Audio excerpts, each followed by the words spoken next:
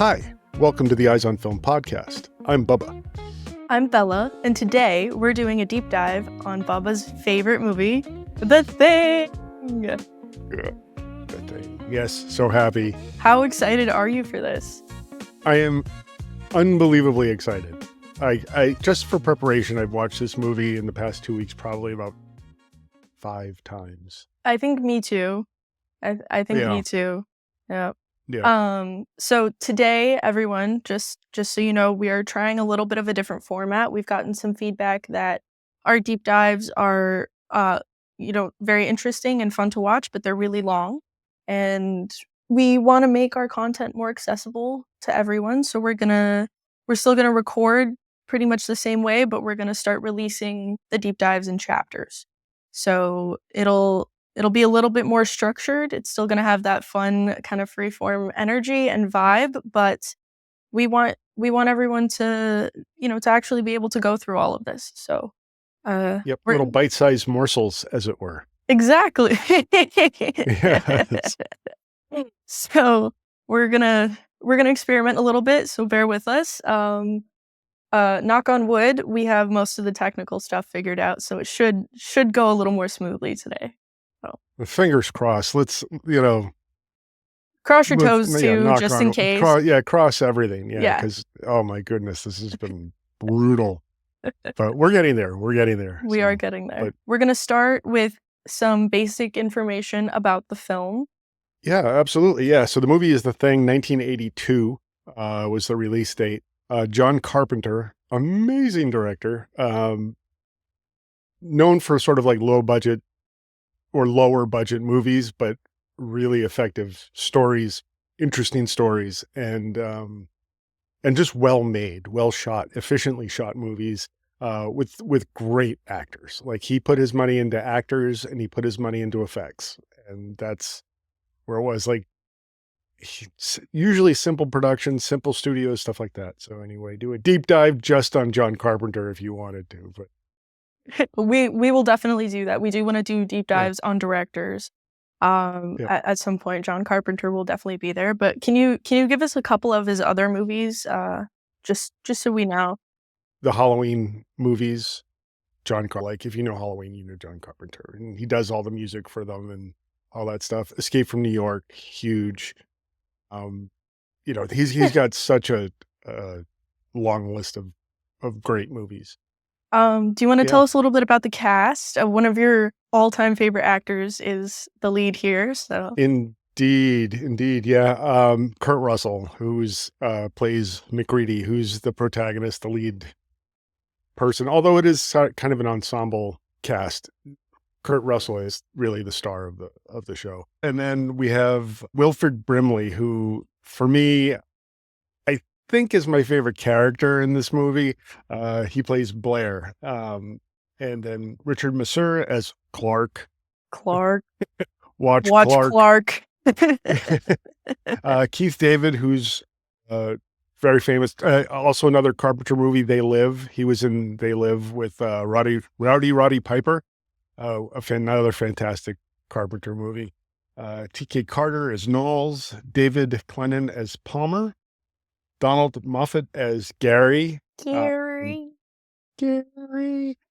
Joel Pullis as Fuchs, Peter Maloney as Bennings, and Thomas Waits as Windows. Unrelated, not Tom Waits, completely different. Not Tom Waits, totally. And not that Tom Waits, different Tom Waits. Just super quick. I just wanted to give a little bit more of a shout out to Keith David. Bao told me this morning while I was watching The Thing. Bao's my roommate, everyone. So he told me that Keith David is actually a huge voice actor and has voiced a lot of video games, like Halo, Fallout.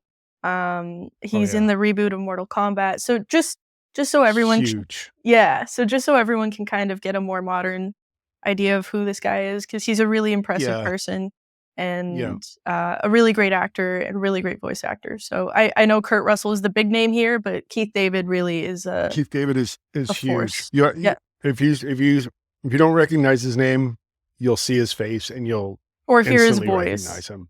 Yeah. Yeah. Bao just heard his Yeah, voice, so very he's like,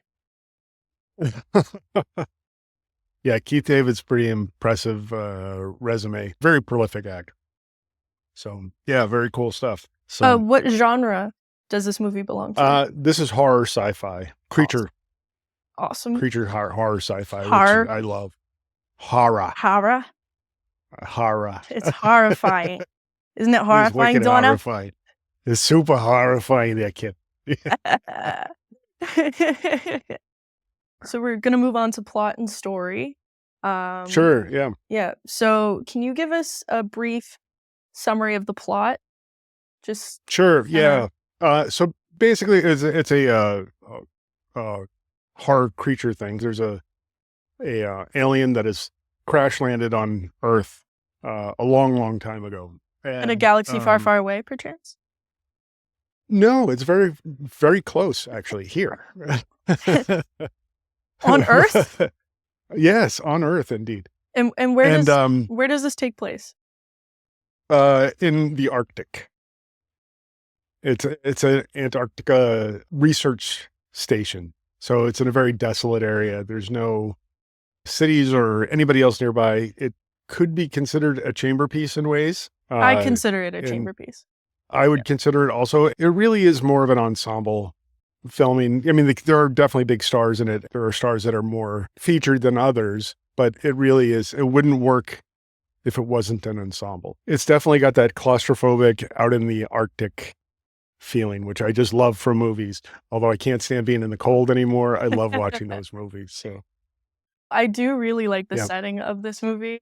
I yeah. think especially or you didn't even finish the plot. Finish the plot. Oh, sorry. No, Yeah. no, that was my So fault. basically, that's okay. So alien crash lands on Earth millions of years ago and is, I don't know if it's millions or hundreds of thousands, but a long time ago, and gets unearthed and comes back to life and then has ill intentions towards everybody. It's, Yeah. it's looking to uh, take over the world basically. But, and it's dangerous. It's a shape shifting creature that takes on the look and personality of whoever it comes into contact with.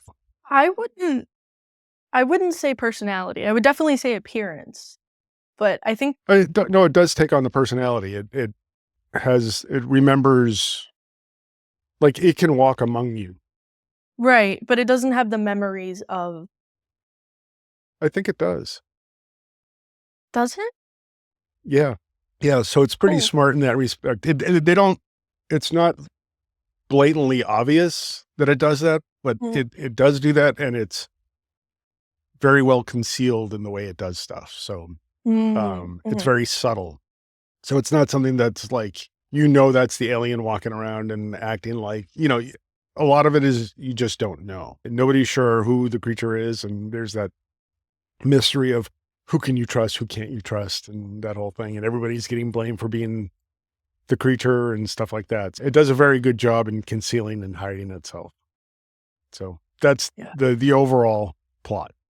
This film is based on a novella by John W. Campbell called Yep. Who Goes There?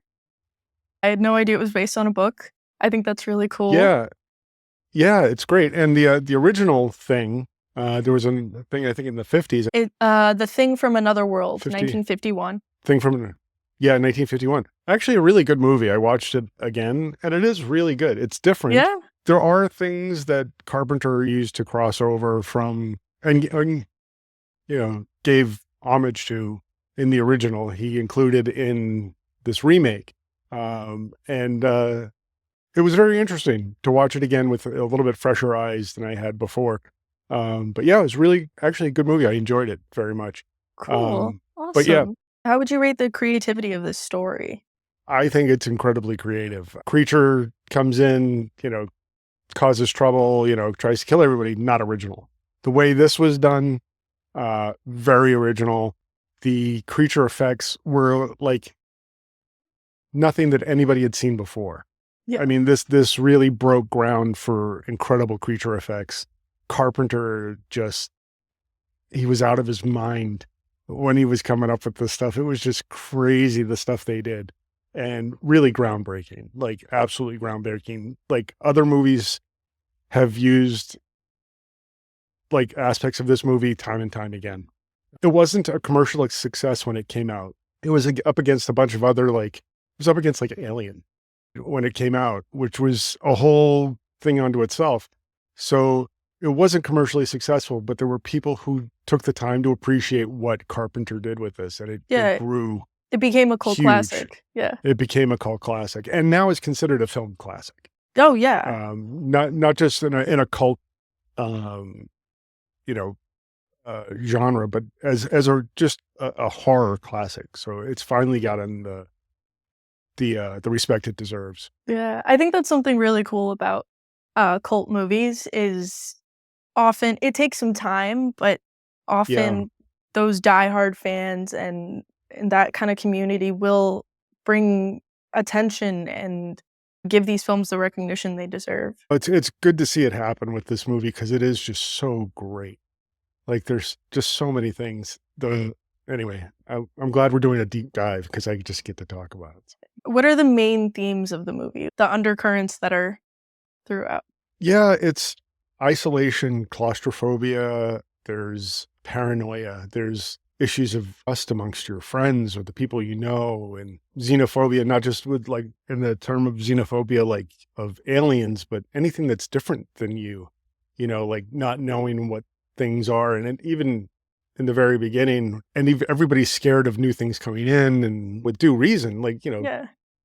yeah, they're entitled to that, but it really brings out that angst and those feelings of, I don't know who I can trust. How you doing, old boy?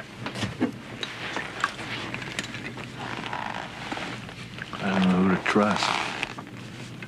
I know what you mean, Blair. And those are pretty basic human things, you know, like, Yeah. you know, can you trust this new neighbor who moved in? You know, you know, who can you trust? Who can't you trust? Even the people you know, when it really comes down to it, is this somebody I can really, really trust? So, Yeah. yeah. I'm noticing that in, a lot of our most favorite horror movies, those themes are kinda what grab us, you know, like the paranoia, Yeah. trust, and when you Is that when saying something about us? yes, Yeah. probably, most likely. Yeah. More about you than me, because 'cause I'm Yeah. perfect, Yeah. but, Definitely. Yeah. but Yeah. you know, when we talk about Alien and The Shining and horror movies like that, it's really about, can we trust this person? So I Right. think it's What interesting that that is a theme that comes back that we really, really love. the movies that really grab me, the movies that really have had an impact on me, or you know, in these genres. I mean, because we've sort of been talking mostly about sci-fi and horror, which I have no problem with. Oh, But me they're my favorite movies. We will be branching off into other stuff too. It's not necessarily big production that gets us. It's not necessarily big effects that get us. Although the effects in this one are for the time were pretty big.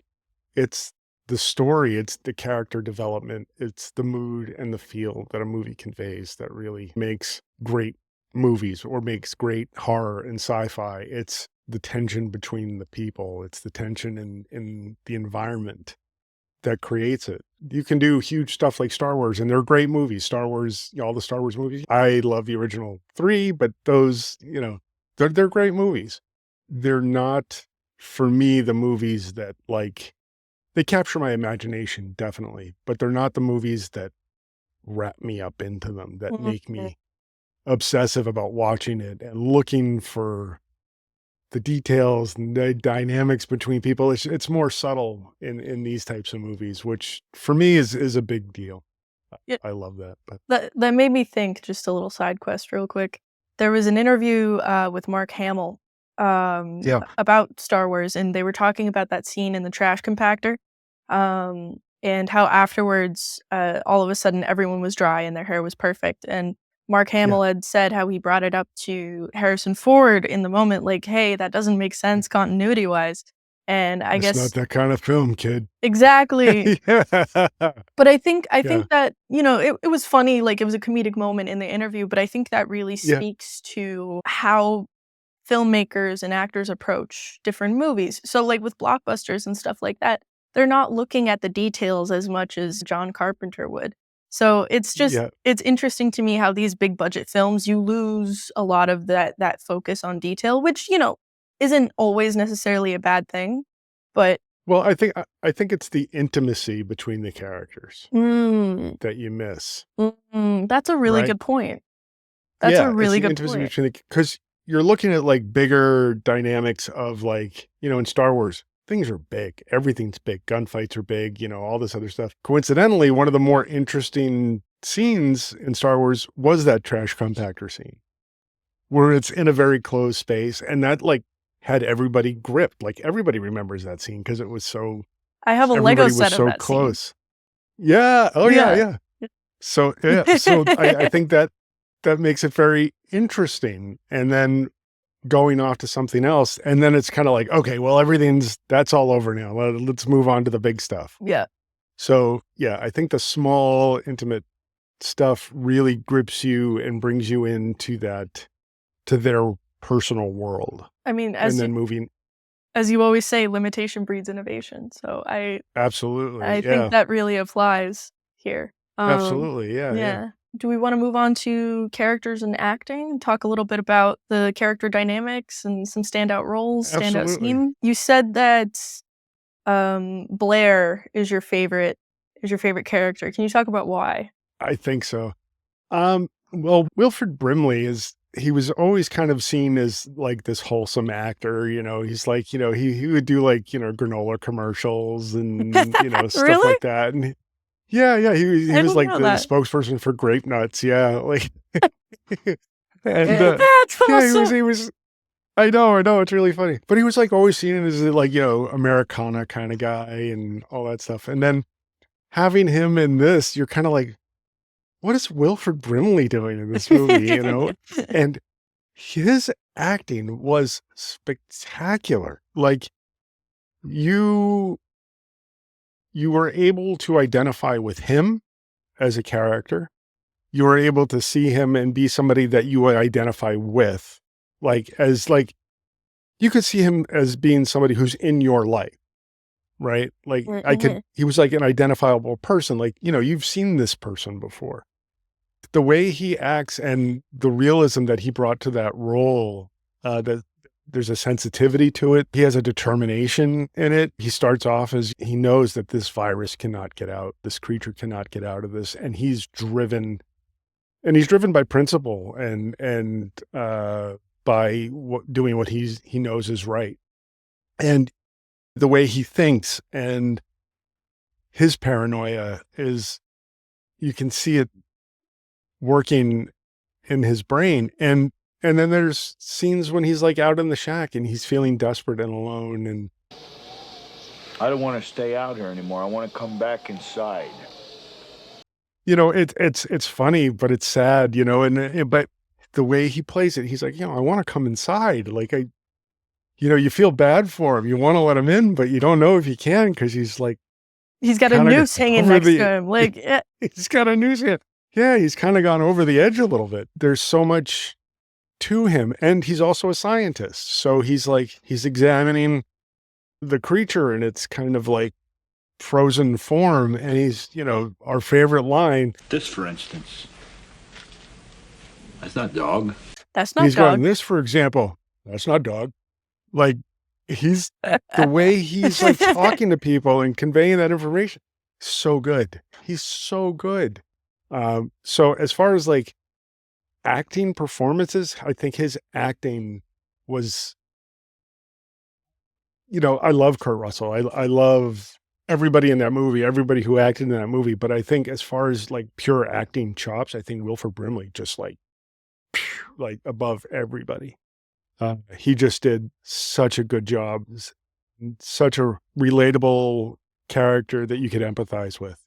Yeah, wow. And it's that's not a dig on anybody. Like everybody did a great job, but I think he was levels above anybody else in that movie. I think Kurt Russell's character was meant to be more of a tough guy, but having Blair almost as a foil to MacReady was really smart. Because you're brilliant. You're right. He's analyzing the situation from so many different angles, But McCready's main focus is, I gotta keep these guys safe, I gotta keep me safe, and we gotta eliminate the problem. Blair is having this kind of existential crisis because they've discovered evidence of alien life. It's malevolent. He doesn't know really how it works, and it's not dog. So what are you It's gonna not do? dog. That's absolutely right.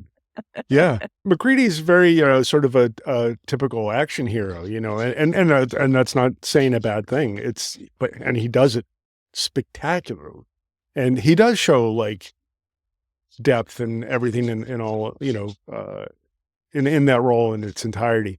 But I think the way the Wilford Brimley and Blair is as a character shows sort of all those sides that McCready isn't. Yeah, That sensitivity, that thinking bigger picture. I think McCready does see that, where he knows that the creature can't get out, but I think he's very binary. He's like, good, bad, alive, dead. Like, these are things that have to happen one way or the other. yeah. And Infected, I not and I infected, like it's exactly. yeah. I think Wilford Brimley is the perfect foil for that. And you know, I just think it's just brilliantly done. Um, and you can't help but think that that's what Carpenter's thinking, because he thinks about all those details. He's brilliant in that regard. So, yeah. So, I mean, for me, standout performance, 100%. I mean, absolutely. Um, Keith David also is great. He's sort of Kurt Russell's like Buddy. friendversary. They're kind of adversaries and they're kind of friends. Like, they respect each other. They both know they're, formidable people, but in the end, there's this like distrust, and there's this age old question at the end: is Childs the thing? Is McCready the thing? That kind of like at the very end is like, is one of them the thing?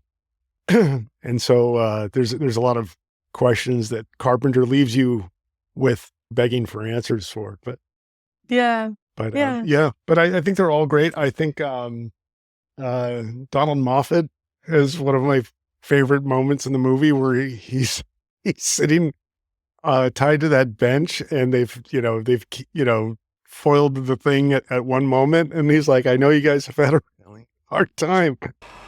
I know you gentlemen have been through a lot. And when you find the time, I'd rather not spend the rest of this winter tied to this couch!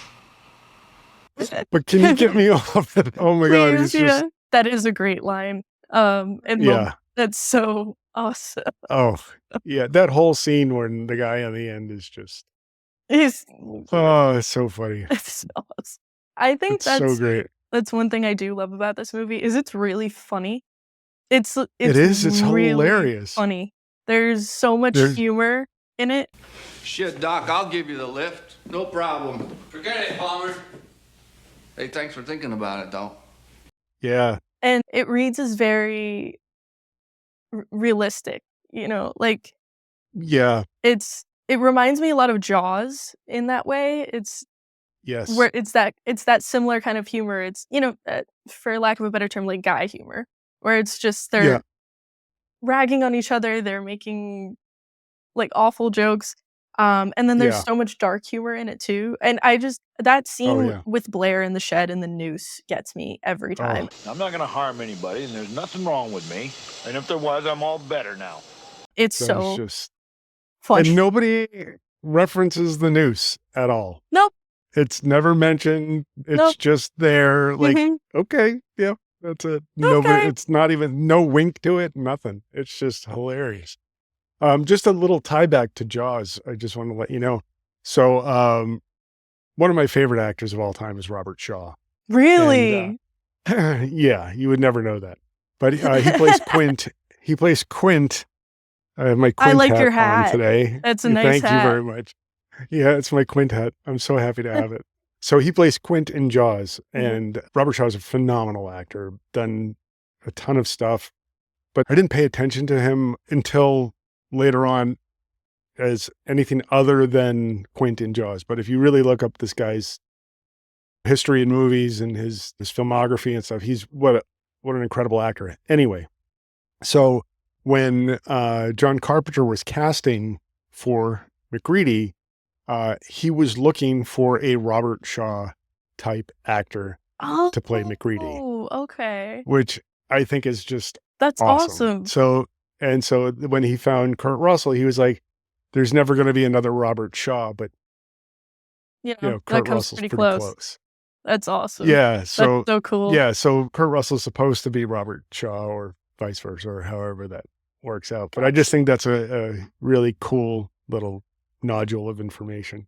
I just wanted to say before we move on, the only female presence in the movie is the voice from McCready's chess computer, which he smashes, which I think is really funny. No, but he pours liquor into it. oh, that's right. He He pours his booze into it with a huge waste of his JD. Yes. And then also you're in Antarctica. Why are you getting rid of one of the activities you can do? Exactly. It's such a silly, what a silly dumbass goose. move, McReady. Yeah, exactly. But that the woman who voices that is Adrienne Barbeau. Barbeau. Yeah. Who was John Carpenter's wife at the time. And she was like a bombshell, you know, in the 70s and 80s. Like she was like, you know, va-va-voom kind of like Va-va-voom. thing, and va-va-voom. And she was in Escape from New York as well. John Carpenter and Kurt Russell and Harry Dean Stanton's in that, and a whole bunch of stuff. I didn't know that. I just found that out today, that she was the voice of the computer, which is great. I thought that was pretty cool. I didn't know all of what you knew. I just kind of looked it up, and I was like, oh, that's cool. You know, John Carpenter's wife. Like, No, Adrienne Barbeau. Yeah, she was very big in the 70s and 80s. Wow, yeah. I love the context of stuff like that, where there's all these like weird connections and cameos and just all sorts of stuff. I think it's cool. Yeah, it's like 6 degrees of Kurt Russell, right? Yeah. Exactly.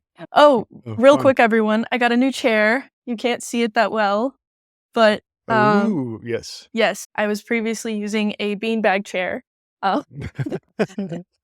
But we are going to put this in our Amazon affiliate link. Affiliate? Yep. Yes. Yep. So it's one of those chairs where it doesn't have sides. You can sit crisscross. It's really comfortable, really great.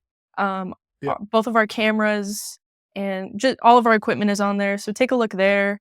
If you get a little, if you buy something from there, we get a little coinage, and you know, it's nothing huge. So, but you know, if you can buy through our link, that would be amazing. If you can't, yeah, and if you can't, I get it. So, yeah. But there you go. Moving on to our next chapter, which is visuals and cinematography. Yes. How would you describe the visual style of this movie?